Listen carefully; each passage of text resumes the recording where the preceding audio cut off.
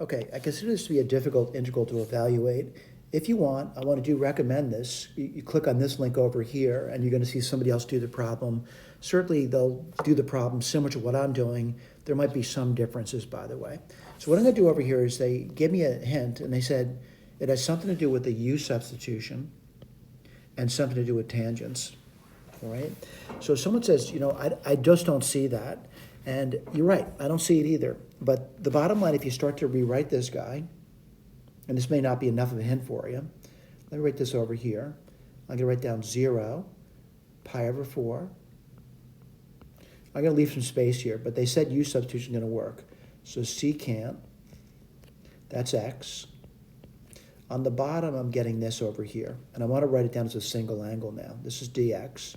I'm going to write it as 1 plus 2 sine x cosine x. Get my eraser out. I need to make it longer. Sine x cosine x. Again, they said it has something to do with tangents. So I think I see something, and by the way, I'm not quite sure, but the derivative of tangent, right, the d dx for tangent, because they said it's something to do with tangents, is secant squared. So what I'm going to do is I'm going to just give this a try. I'm going to try to get a secant squared somewhere. I go at the top and the bottom by secant x. Well, if you did that, what do you get? You get 0, pi over 4. On the top, you get secant squared. Again, this could be a dead end, but again, you're taking the hint, something to do with U substitution and something to do with tangents, all right? The derivative of tangent has to be secant squared. We know that, all right? Let's put the dx down, and the bottom looks like I have to deal with it, all right?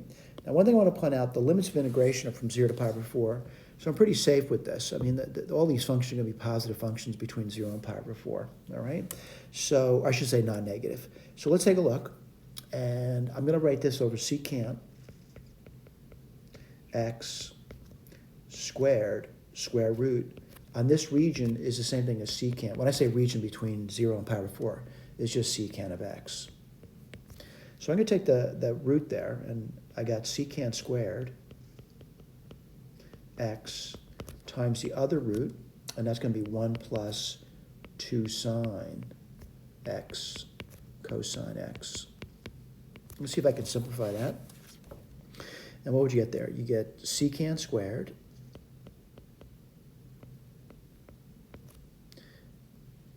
plus, I gotta be careful here now because it's really kind of complicated. It's 2 sine x cosine x. Now I hope you realize that secant squared is really cosine squared in the bottom, okay? I'll put that down. Well, cosine squared is just simply cosine times cosine, so I'll write that down. And I'm hoping this thing becomes easier for me. It could be like a real dead end. I just erase and start again then. Well, this cancels off. Again, on that region, it's certainly fine. And then I'm left with something that looks like this over here, which I'm seeing the tangent now. What am I seeing? Secant squared x plus 2 tangent x. Okay.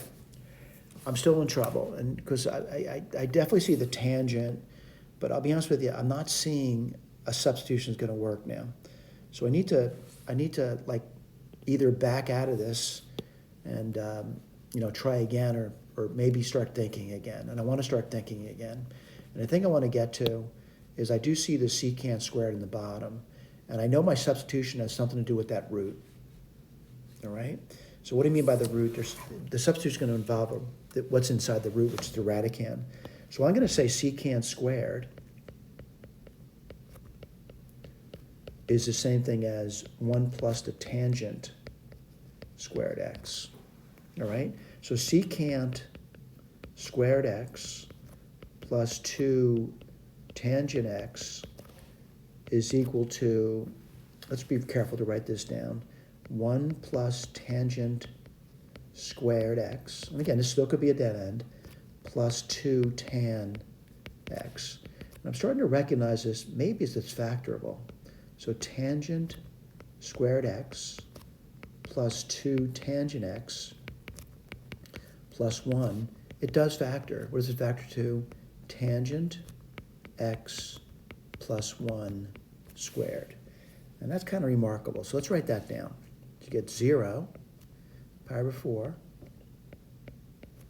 and then you get, let's see, secant squared x. I got that part.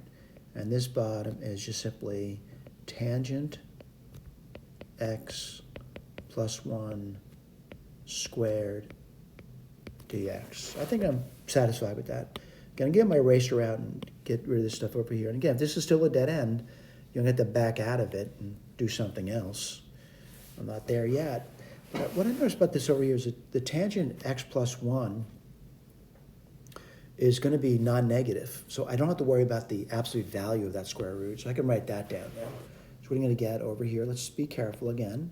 It's 0 to pi over 4. I'm getting secant squared x. And at the bottom, again, the root's pretty easy to deal with now because, again, tan x plus 1 is positive.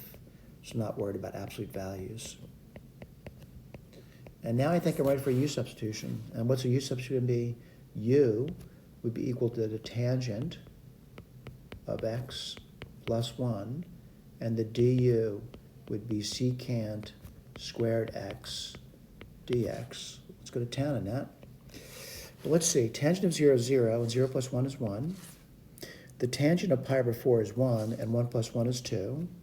You would get 1 du, that's pretty simple, over u, that's pretty simple. And what do you get over here? A very doable integration problem. You get the natural log of u, absolute value I should say, from 1 to 2. And what's it going to give you? Natural log, well the absolute value of 2 is just 2, minus the natural log of 1, which is 0.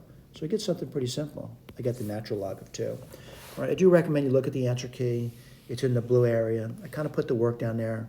Again, the difference between putting work down and working through this, you may need someone talking through it. You may not understand what someone's doing over here.